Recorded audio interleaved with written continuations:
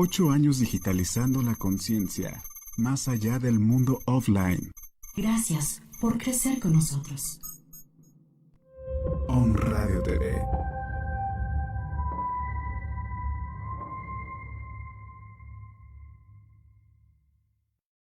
Nuestra Salud, un programa enfocado en orientar al público en general, proporcionando información profesional en el área de la salud física, emocional y espiritual.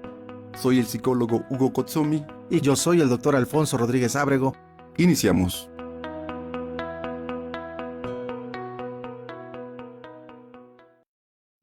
Hola, ¿qué tal amigos? Muy buenas tardes. Un placer, como siempre, compartir con ustedes una tarde más, ¿verdad, mi querido Hugo? Bienvenido, hermano, otra vez hombro con hombro, como siempre. Así es, como siempre, de la mano en este gran programa. ¿Qué tal, amigos de Om Radio? Pues bienvenidos a este programa ya número 43. Número 43. Nada más y nada menos. Nuestra Salud, aquí por Om Radio TV, con todos los amigos y la familia de Om Radio. La verdad, un placer compartir. Y como siempre, mi querido Hugo, tenemos grandes invitados y hoy... yo detesto la adulación, pero no es adular, es reconocer el trabajo de alguien que me ha tocado ver desde, híjole, se ve más feo todavía, desde pequeñita prácticamente. Sus primeros pasos. Casi sus primeros pininos y verla transformada en una influencer, por decirlo así, positivamente hablando, en una psicóloga, una psicoterapeuta de gran empuje que radica allá en Mérida, especialista, es increíble la calidad humana y profesional que la caracteriza. En la Blanca Mérida. En la Blanca Mérida, y además como persona la conozco muy cercanamente, lo cual me siento muy honrado, de verdad. Y estamos hablando de nada más ni nada menos que la psicóloga Tania Mora. O Tania Morita, como le decimos. Tania, bienvenida, muchas gracias por aceptar en tu apretada agenda, porque no paras, yo no sé, ahora sí, siempre te he visto ocupada, pero hoy como que te volaste la barda. No sé cómo le haces para todo lo que haces en un solo rato.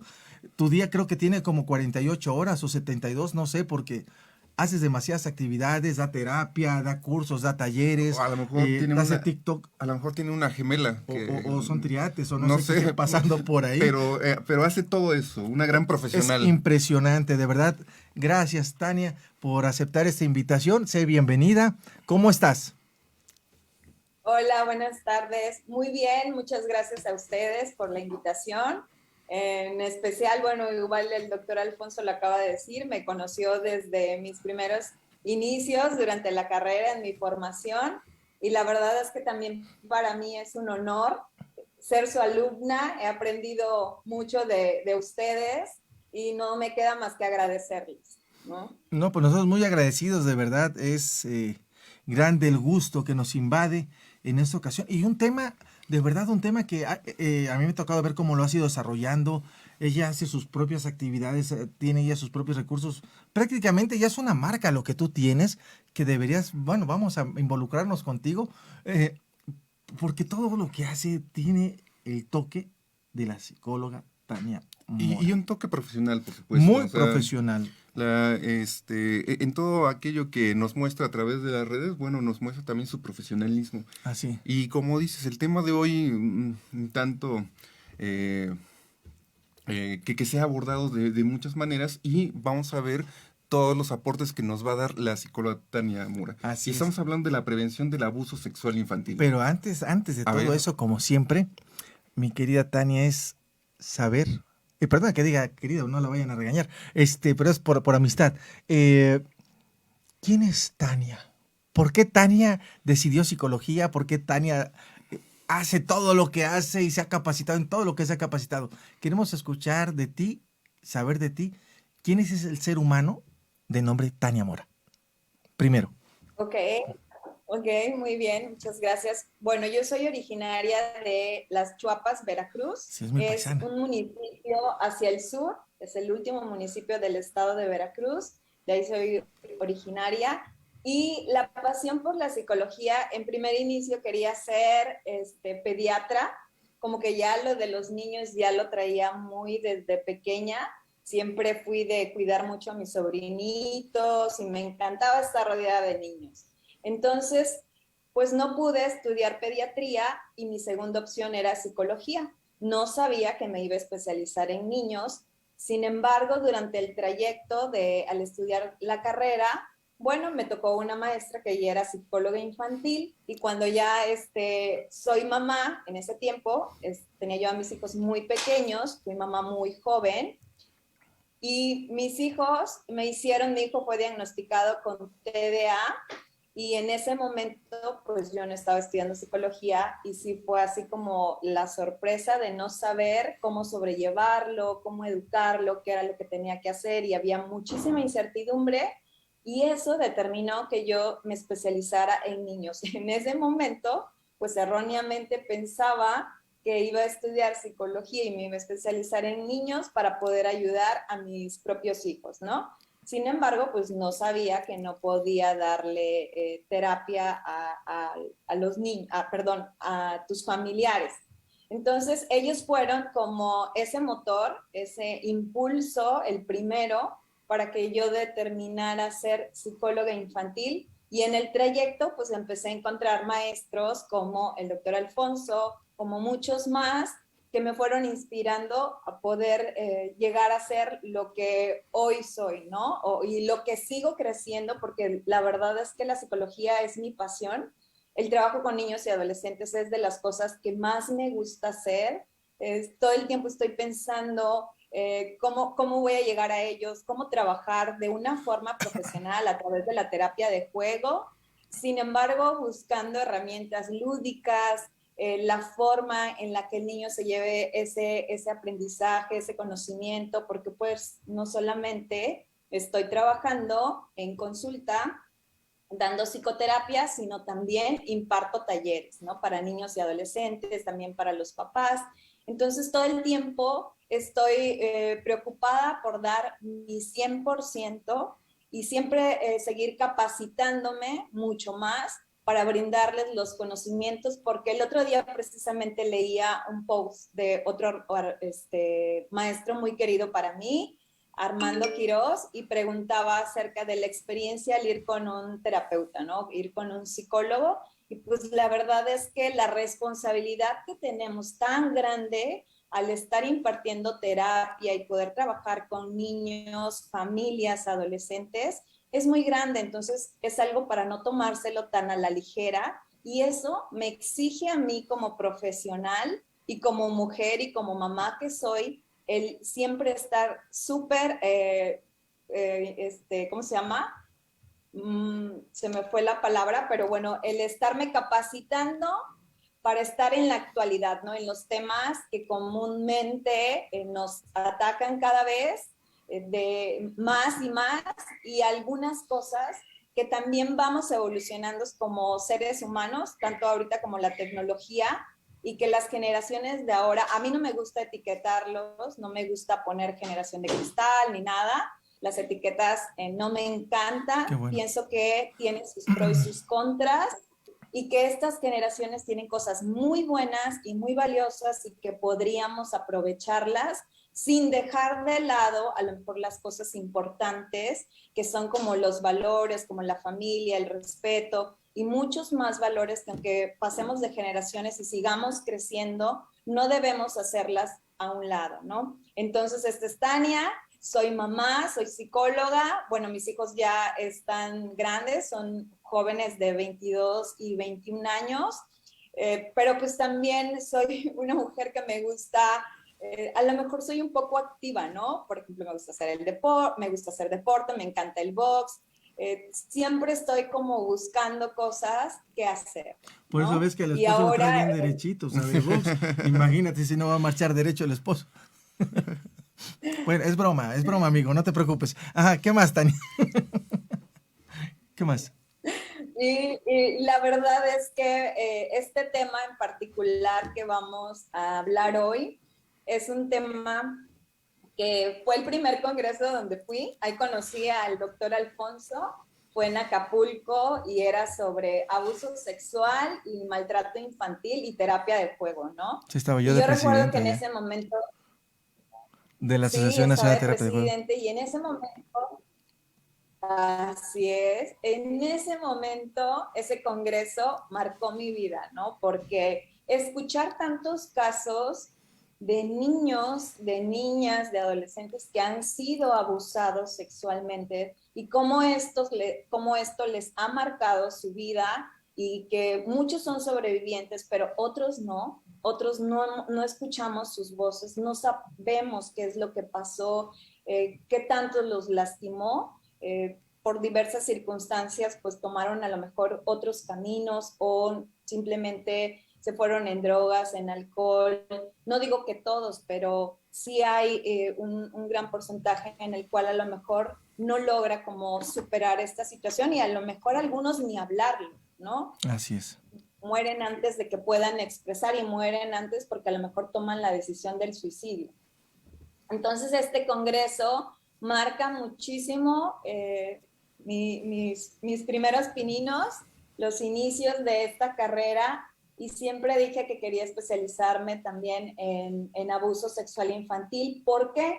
¿Por qué especializarme? Y hace poco una persona me preguntaba, ¿por qué te especializaste en ese tema? Bueno, porque nunca puedo saber el día que llegue a la consulta a un niño, niña o adolescente y haya sido abusado sexualmente y que a lo mejor el motivo de consulta sea otro. Y si yo no tengo las herramientas necesarias para poder identificar qué es lo que está sucediendo realmente, pues este niño se puede ir de diagnóstico en diagnóstico y ser totalmente erróneo, ¿sí? Entonces, eso fue lo que me hizo ahora especializarme en referente a este tema para poder brindar las herramientas necesarias en la detección y también en el abordaje terapéutico, porque no es algo que se tenga que tomar a la ligera. En realidad sí es una cuestión muy fuerte y muy dura el que los niños pasen por abuso sexual. Hace poco leía que la ONU tiene catalogado como de las 5 cosas más traumáticas que una persona pudiera llegar a vivir, está el abuso sexual, ¿no? Que puede ser un secuestro, un tsunami, un terremoto, vivir una guerra. Son cosas muy, muy fuertes que marcan a las personas, y dentro de esas cosas está también el vivir un abuso sexual infantil, ¿no?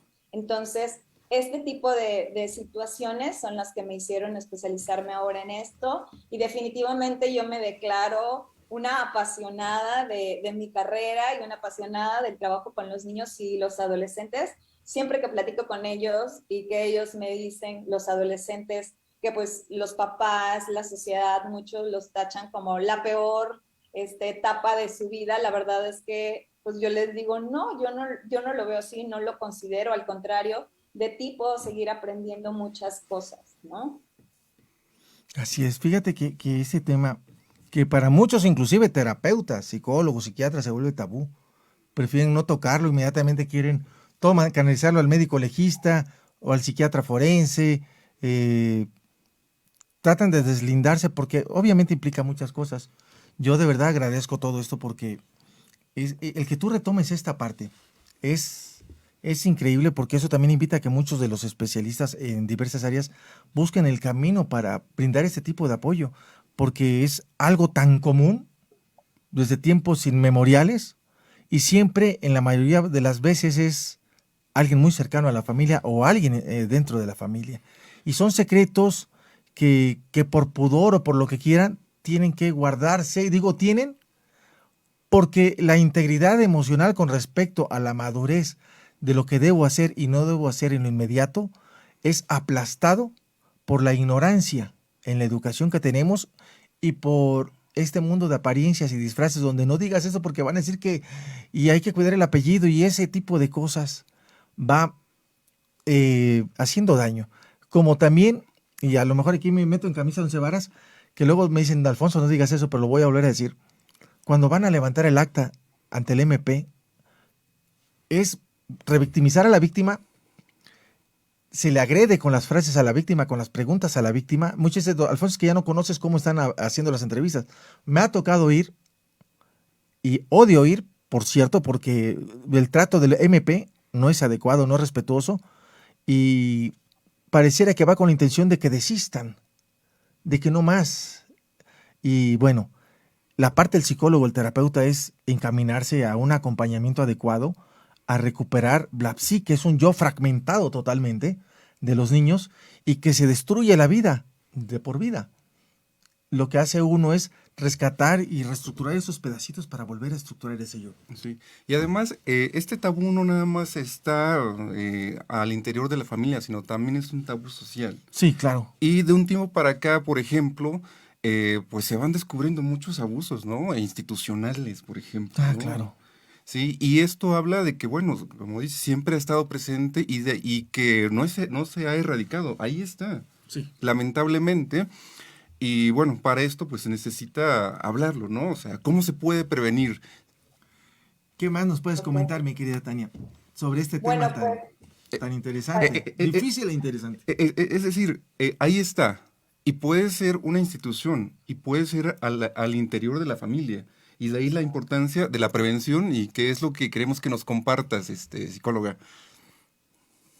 De hecho, todo lo que quieras sí, compartir. claro, Sí. Hugo. Bueno, en primer lugar, fíjense que todos hemos estado centrados en la pandemia del COVID y digo sí, claro, desde suma importancia, pero también tenemos otra pandemia.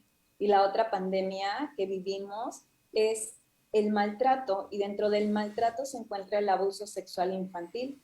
Y México ocupa el lugar número 1 en producción de pornografía infantil. Entonces, creo que esas cifras son muy alarmantes para saber que realmente seguimos teniendo un problema muy, muy grande y que está a la vista de todos y que, como lo decía hace rato Alfonso, simplemente es más fácil hacer como que no lo vemos y sin embargo esto sigue creciendo como una bolita de nieve, ¿sí?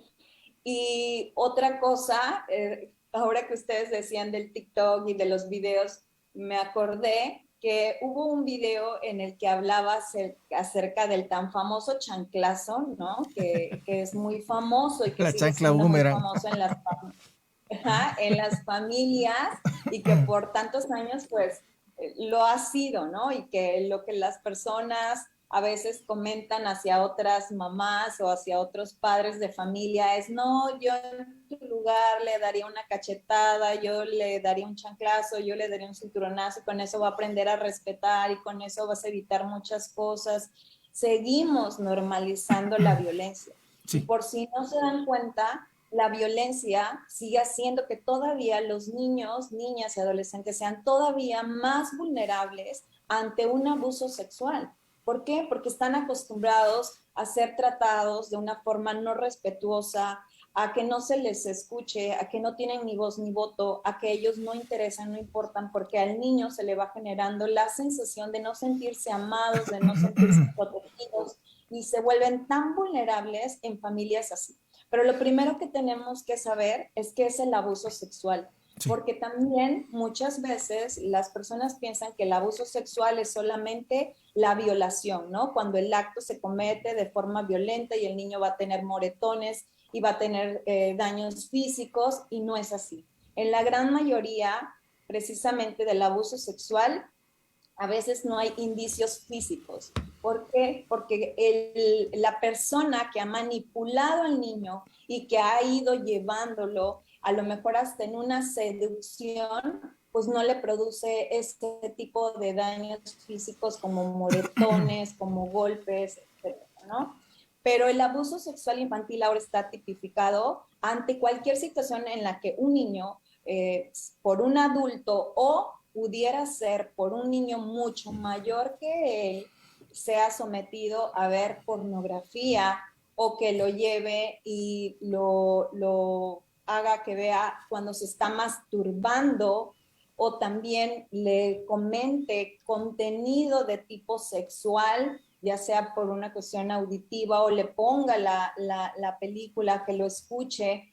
Todo esto también es parte del abuso sexual infantil. El que los padres tengan relaciones sexuales dentro de la misma habitación y los niños estén ahí, esto también es abuso sexual infantil. Esto también daña a los niños, el manoseo, porque el abuso sexual hay con contacto y sin contacto. Y muchas veces puede ser también el manoseo, los frotamientos, el que se desnuden a los niños y se vean a los niños desnudos, o que lleven a los niños y se desnude el adulto o el niño mayor que él delante, esto también es abuso sexual infantil. No solamente tiene que ser un acto violento, y aquí hay una cuestión de poder, ¿sí? Los niños son amenazados, los niños son manipulados, los niños, muchas familias en las cuales los papás no están cuidando a los niños, no les están brindando esta protección necesaria, tanto de alimento, tanto de supervisión. Estos niños suelen ser violentados muy fácilmente, y sobre todo porque hace rato también decía, sigue existiendo un tema tabú, y es el no hablar de la sexualidad.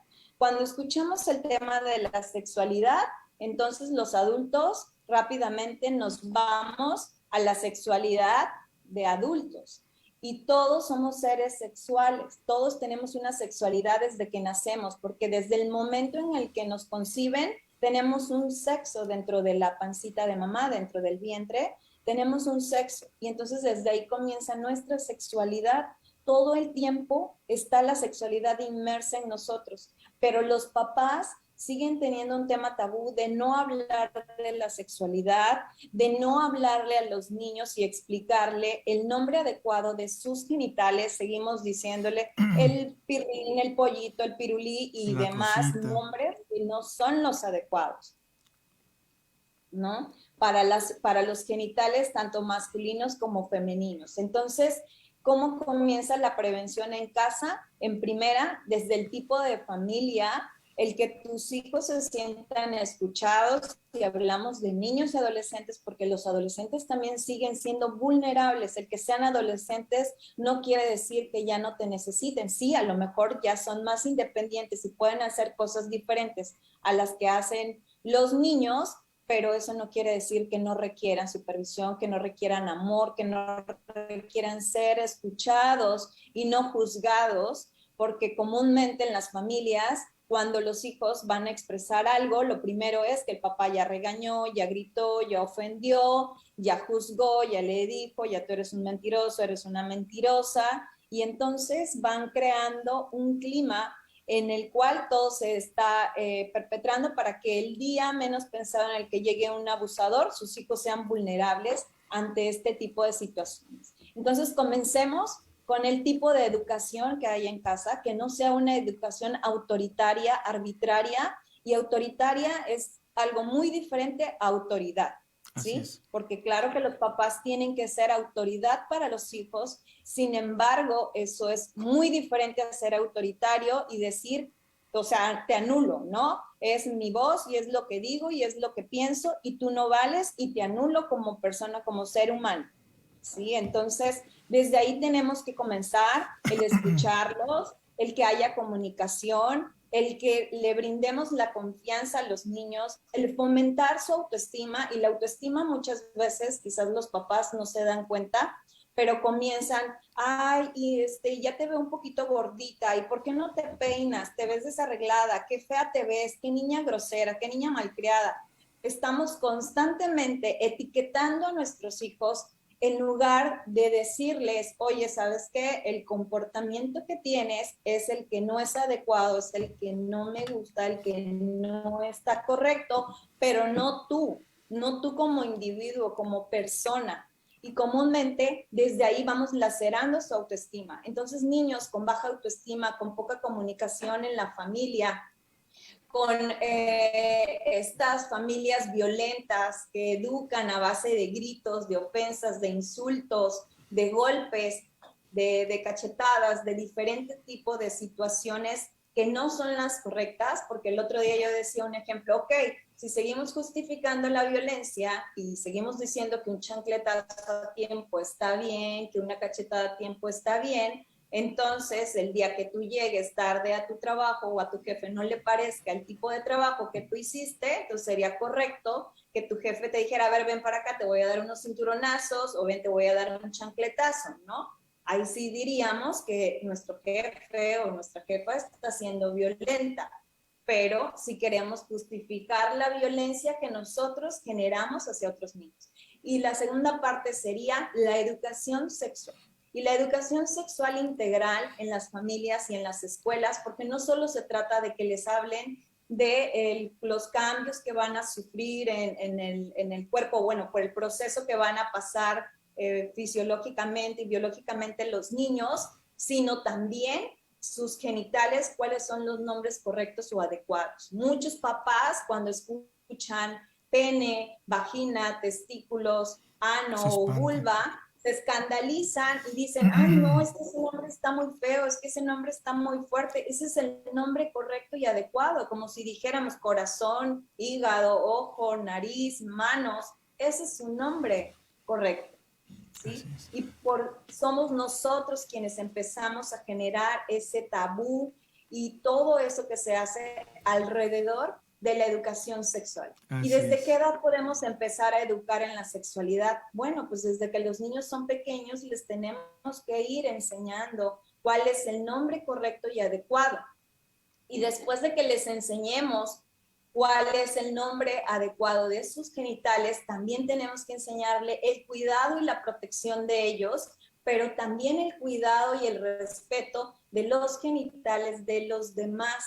Los niños por naturaleza, cuando son pequeños y van descubriendo su cuerpo, es como un bebé que trae un pañal, no sé, un niño de 2 años y de repente le quitas el pañal, se descubre su pene, el niño inmediatamente lo toca, ¿no? Lo está explorando, ¿sí? Y esto es algo natural, esto es algo normal y muchos papás empiezan, déjate ahí, cochino, niño cochino, eso no se toca, eso es malo, eso te van a salir pelos en la mano y cosas así. Y eso, todo eso está erróneo. Nos falta muchísima educación, pero sobre todo nos falta mucha apertura y creer que si no hablamos de sexualidad, entonces metemos dentro de una burbujita a nuestros hijos para evitar que realmente pudieran ser víctimas de abuso sexual infantil, pues es todo lo contrario. Aquí es el que podamos nosotros educar en la sexualidad y el que les demos todas las herramientas para que ellos tengan la confianza de poder preguntarnos sus dudas. Tania, entonces, ¿sí? Nos vamos a un corte comercial. Regresamos con más de esta rica charla que tenemos. Así es, interesante. Y a nuestro auditorio no se desconecte, no regresamos. Se desconecten. Bueno, regresamos a mandar saludos a todos nuestros amigos que han estado ahorita haciendo preguntas y comentarios. Regresamos en 2 minutitos. Okay. Sí. Continuamos en Nuestra Salud. Regresamos en unos instantes.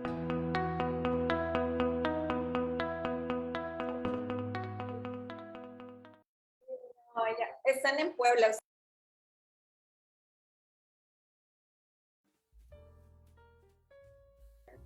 Qué envidia, yo aquí con...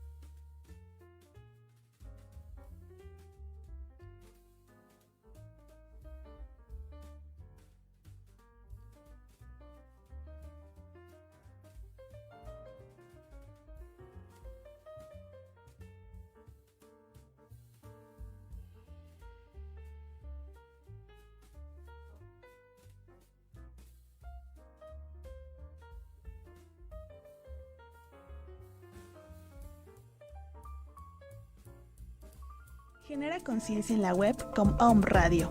Nuestros medios de contacto, WhatsApp y Telegram 2225 77 77 86.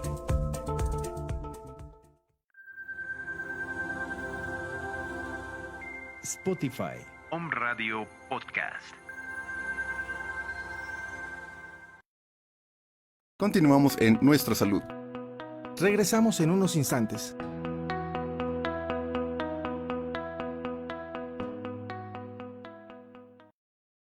Bien, amigos, estamos regresando a esta charla amena con Tania Mora y tenemos saludos a Alicia Rodríguez Ábrego, mi hermana desde Metitlán, Veracruz, mi mamá Alicia Armenta que se encuentra allá en San Andrés Tuxtla, Ana Karina, mi otra hermana que se encuentra en Querétaro, manda saludos a Aarón Sandoval, dice este tema vale la pena compartir con toda la gente, es un tema muy importante, Cabaña Los Fresnos también, el restaurante El Jarocho. Ajá, en Monterrey, auténtica comedia veracruzana. También Cabaña al final de la senda, César Santés, me brinqué por ahí algunos que se mueven, bueno, ya, al ratito que vuelvan a aparecer, los saludamos. Vamos a continuar con este tema. Tania, bueno, algo que quieras comentarle, preguntarle a Tania. No, definitivamente muy importante lo que nos estaba mencionando, ¿no? La educación, el acercamiento con los hijos es la base, ¿no? O sea, la confianza que generes va a hacer que, pues, tu hijo te cuente, tenga la confianza de acercarte. Y bueno, seguimos escuchando esta charla interesantísima. Adelante, Tania. Ok, gracias. Bueno, les comentaba que la educación sexual la comenzamos con la corporalidad y esto es hablarle de los genitales y decirle cuáles son los nombres adecuados. Con los niños pequeños sucede que podemos emplear muchos materiales lúdicos, materiales que sean como que estuviéramos jugando, ¿no? Aquí tengo uno, nada más. ¿Sí? Y la verdad es que estos materiales nos salen súper económicos y son cosas que podemos buscar en internet y que nos van a ayudar. Yo aquí, por ejemplo, imprimí, es una niña es una niña que es un títere, entonces le dije que íbamos a jugar, hice ropita, que en este momento no la tengo, y estos stickers que están aquí, rojitos, funcionan como las luces del semáforo, ¿no? Las luces del semáforo que nos dice que el rojo es para alto, y nos le explicamos a los niños cuáles son sus partes privadas y sus partes no privadas. Entonces, sus partes privadas son sus genitales. Aquí también les marcamos en la parte del ano y las pompitas, que son sus partes privadas y que nadie puede tocar. Aquí hay que ser muy específicos en las personas que cuidan a los niños. Por ejemplo, a lo mejor mamá la auxilia la abuelita, o a lo mejor tiene una nana, que es una persona que ella está confiando, que es alguien sí de confianza, que se cerciore de esto. Entonces le explicamos a la niña o al niño que estas son las únicas personas quien pueden tocarlas, a lo mejor porque las bañan, las limpian. Si el papá también, no voy a satanizar a los papás, no se trata de satanizar a los papás, aunque obviamente en muchos casos de abuso sexual infantil son los padres los que llegan a abusar de los niños. Pero esto es una cuestión ya familiar, personal. Tú conocerás a tu pareja, sabrás cómo es, y estar siempre alerta precisamente de poquitos rojos acerca de situaciones que más adelante les seguiré comentando.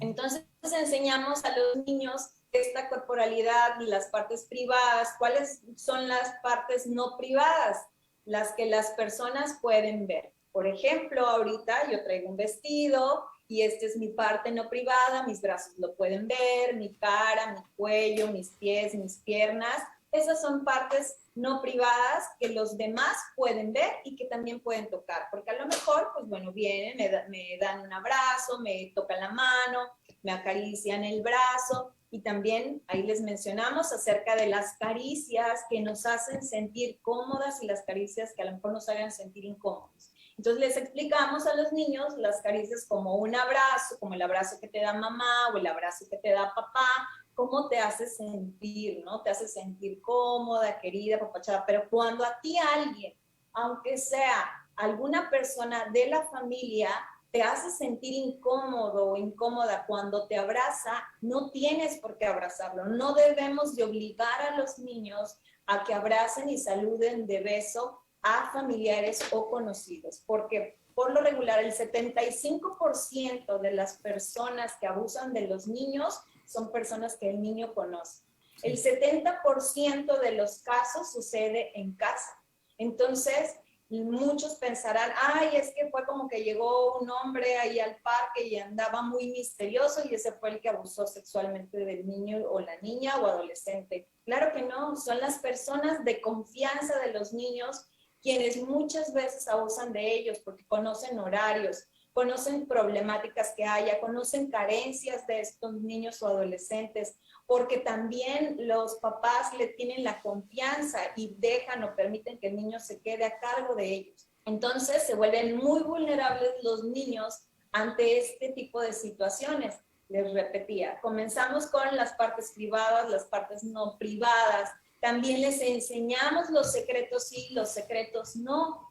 Y ahí hay que tener mucho cuidado porque a veces como papás nosotros empezamos a enseñarles a los niños a mentir o a decir, no, esto no se lo vamos a decir a papá o esto no le vamos a decir a mamá. Y entonces ustedes creen que el abusador, que el perpetrador no va a venir y le va a decir al niño, esto no hay que decirlo, esto vamos a guardarlo, esto es un secreto, esto, claro que sí, ellos lo hacen. Entonces nosotros tenemos que explicarles y darles un ejemplo. Un secreto sí, si hacemos una fiesta sorpresa para tu mamá, para tu papá, para tu hermanito, ese es un secreto sí, y no te hace sentir mal, no te daña, no te lastima, y obviamente no lo podemos decir porque si no, no va a ser sorpresa. ¿Y cuál sería un secreto no? Ah, bueno, un secreto que te hace sentir incómodo, que te hace sentir mal, que te hace sentir violentado, que no te gusta lo que está pasando, lo que está sucediendo. Ese es un secreto no. ¿Y qué puedes hacer en ese caso?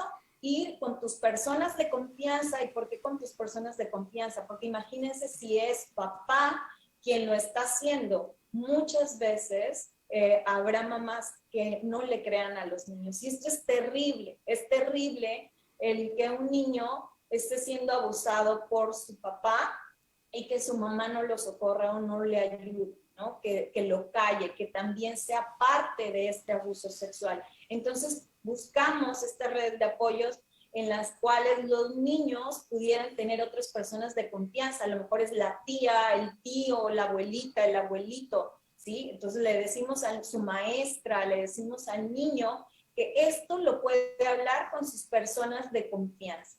Y siempre, siempre que un niño te hable de que alguien lo está tocando, lo está manoseando, lo está haciendo sentir de alguna forma incómoda, debemos de creerle. Es lo primero, brindarle esa confianza y brindarle esa seguridad que él está necesitando en ese momento. Si nosotros empezamos a decirle, niño mentiroso, eres una mentirosa, muchas veces los niños se cierran y ya no lo van a abrir tan fácilmente, ¿sí? Entonces nosotros tenemos que creer, un niño cuando nace no trae ningún lenguaje de tipo sexual, ni trae en su mente contenido de tipo sexual. Entonces, ¿cuáles podrían ser poquitos rojos en relación a esta situación? Cuando nosotros vemos que a lo mejor el niño de sus conductas empiezan a cambiar drásticamente, claro, esto no estoy, claro, no quiero decir con esto que a fuerza el niño que pase por este tipo de comportamientos o sintomatología quiere decir que a fuerza esté siendo abusado sexualmente. Sin embargo, cada vez que veamos un poquito rojo en un niño, lo importante es revisar con un profesional qué es lo que está pasando o sucediendo, ¿no? No hagamos normal ciertos comportamientos o situaciones en los niños. Entonces, a lo mejor un niño que está siendo abusado sexualmente, de repente empieza a tener un lenguaje de tipo sexual o ciertos comportamientos de tipo sexual, podemos indagar qué es lo que está pasando. Tanto puede ser que el niño sí haya sido realmente violentado, como pudiera ser que está viviendo este tipo de abuso sexual sin contacto, en el cual ya vio pornografía, ya vio actos de tipo sexual, ya alguien le habló o alguien lo hizo con su cuerpo. Entonces, poner atención en este tipo de situaciones, poner atención cuando a lo mejor el niño ya ahora no quiere ir o con el tío, con el primo o con la tía. En la gran mayoría de los abusadores son hombres, pero hay una pequeña minoría de que también hay mujeres que han abusado sexualmente de niños o adolescentes. ¿sí? Entonces, cuando el niño ya no quiere ir con esa persona y a lo mejor era su tío, su tía favorita y ahora ya no le encanta o con su papá tampoco quiere o ya no quiere regresar de vacaciones a X lugar donde iban con la familia, no forzarlo y mejor preguntar qué es lo que está pasando. ¿Y cómo podemos preguntar acerca de qué es lo que está pasando? Bueno, pues el niño no tiene el lenguaje para decirte tal persona me está haciendo tal cosa de tal forma, pero sí lo podemos hacer a través de juegos, a través de cuentos. Hay un cuento que yo les recomiendo que se llama Estela grita muy fuerte, y este tipo de cuentos habla acerca del abuso sexual, pero también les da herramientas a los niños para seguir trabajando en la prevención. Entonces, estos poquitos rojos, a lo mejor en la escuela, el rendimiento escolar baja, el niño empieza a tener comportamientos depresivos, en el caso de adolescentes, intentos de suicidio. Todo esto debemos de revisar qué es lo que está pasando, porque el niño, de repente a lo mejor era un niño muy juguetón, muy alegre, muy extrovertido, y ahora se ha vuelto todo lo contrario, ¿no? Entonces, saber qué es lo que está sucediendo, o por ejemplo, pudiera ser el caso de adolescentes que empiezan a presentar trastornos de la alimentación. ¿Por qué? Porque en el afán de ya no querer gustarle al abusador, entonces o empiezan a comer de más para subir de peso o dejan de comer, ¿sí? ¿Por qué? Porque ya no se quieren sentir atractivas o atractivos físicamente, porque los niños son vulnerables, tanto niños como niñas. No solamente las niñas son vulnerables ante el abuso sexual infantil. Y es algo que no todos llegan a poder hablarlo y decir qué es lo que les está pasando o les está sucediendo. Y muchas veces el abuso se puede estar llevando a cabo durante mucho tiempo, durante un lapso muy largo. Las consecuencias que esto trae para la vida de una persona son muy graves. Es una herida muy fuerte, porque recordemos que se meten con lo más íntimo que tenemos cada uno de nosotros, y es nuestra sexualidad, nuestra intimidad. Es algo que tú no la compartes con todos, ¿no? Que es tuya. Entonces, lo que hace un abusador es precisamente violar esa parte de intimidad. Y aparte decirle a los niños, tú tienes la culpa, tú lo ocasionaste, nadie te va a creer, o amenazarlos y decirles, voy a matar a tu mamá, voy a matar a tu papá, voy a matar a las personas que ellos más aman, ¿no? O nadie te va a creer. Entonces, súper importante el tener esa confianza con los hijos y el estar constantemente observándolos, no para volvernos hipervigilantes, ¿sí? Pero sí para observar esos pequeños cambios que a lo mejor los niños pudieran tener. Y siempre darles estas herramientas para el autocuidado de ellos, y que ellos sepan que en el primer momento en el cual se sientan incómodos por un beso, por un abrazo, por una caricia, pueden decir no. Y pueden contárselo a ellos, y ellos le van a tener confianza y no van a obligar a los niños a acceder a hacer este tipo de cosas, como besos o abrazos o compartir tiempo con alguien que no quieren los niños. ¿Sí? Yo agradezco mucho todo esto que estás comentando, porque realmente se necesita de alguien que sepa, que domine el tema, que esté al frente de esta situación, y nos está dejando todo sobre la mesa. Amigos, sí los invitamos a escuchar a sus hijos, porque ¿qué sucede, Tania? No me dejarás mentir también, Hugo.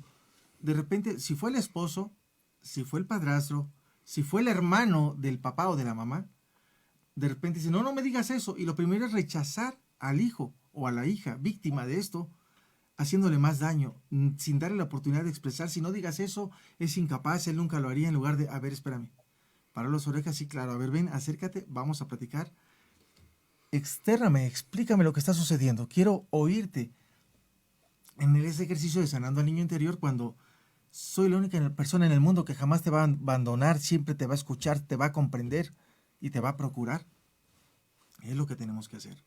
Porque hablar de abuso sexual en todas sus modalidades es una fractura yoica impresionante, en donde el niño deja de sentirse amado, deja de sentirse valorado, incluido, aceptado, correspondido, respetado en todos los aspectos, escuchado en todos los aspectos. Una criatura que se va desmoronando y que él o ella con sus propios recursos busca cómo estar en pie.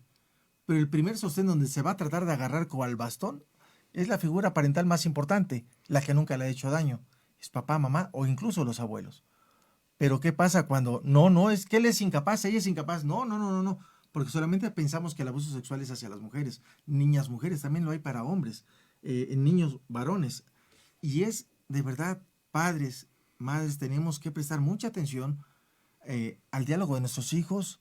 Como bien dice Tania, no estar en la hipervigilancia, pero que ellos sepan que cuando van a hablar, los vamos a escuchar.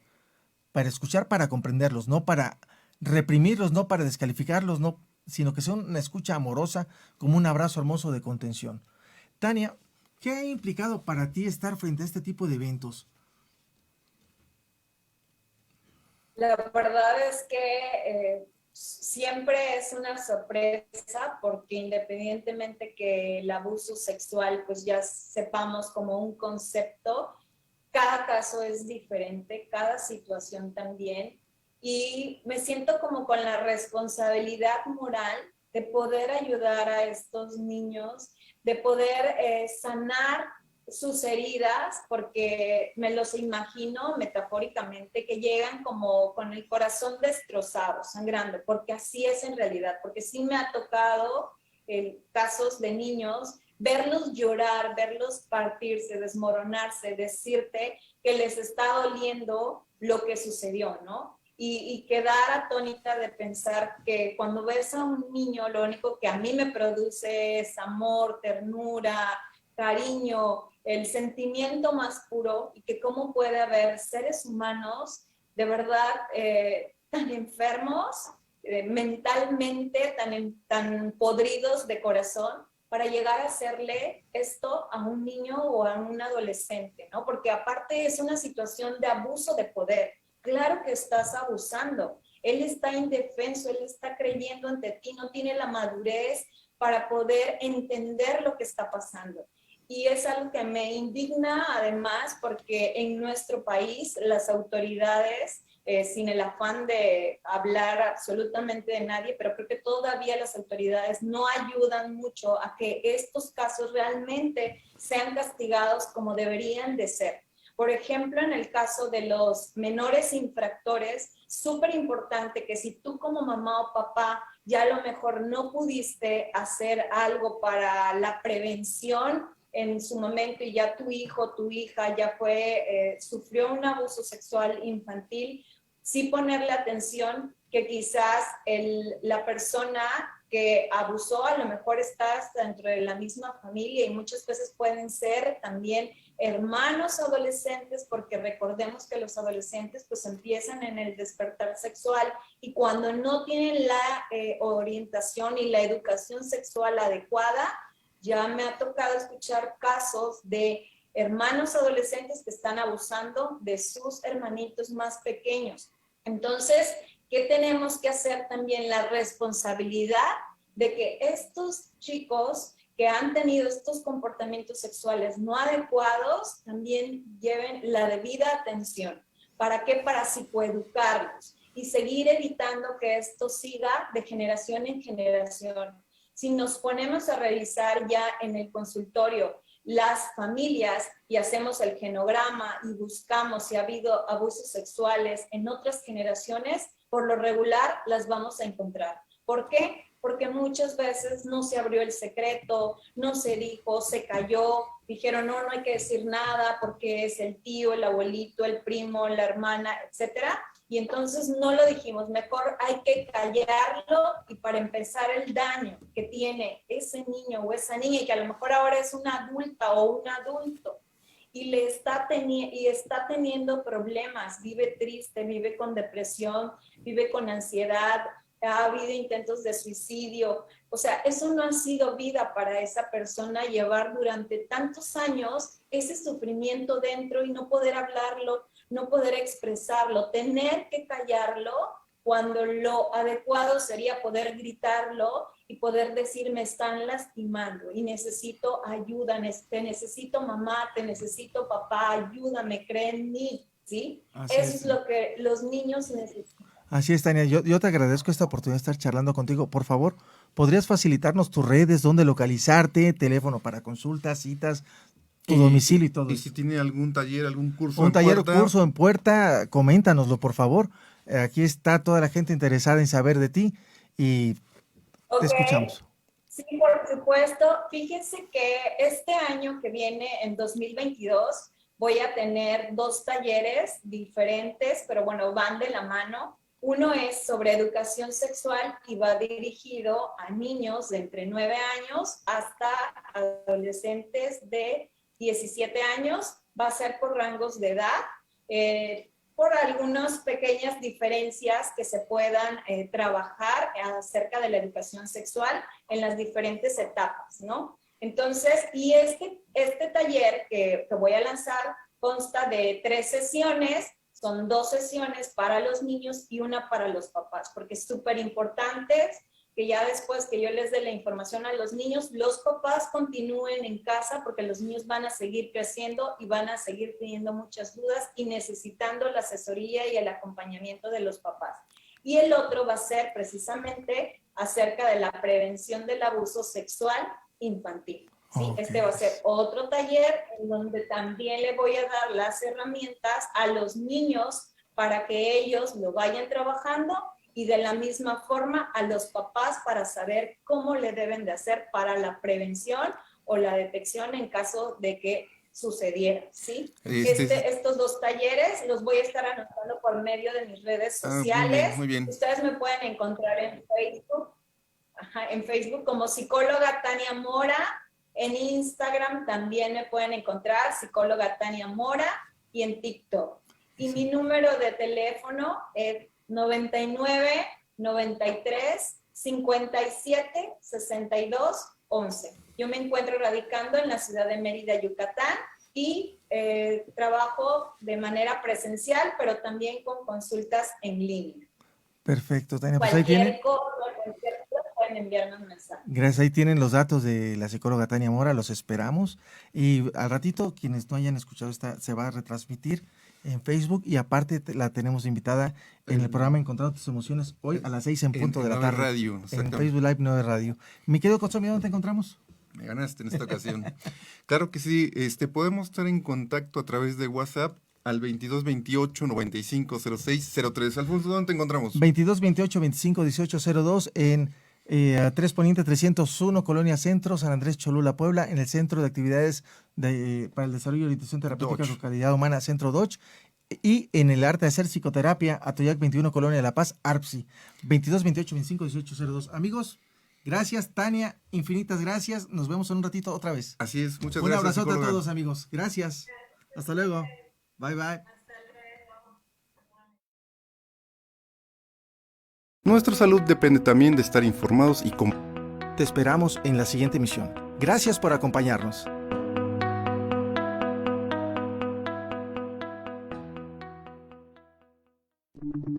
Las opiniones y comentarios expresados en este programa son responsabilidad del conductor e invitados, sin representar necesariamente la postura o ideología de Grupo Om Radio.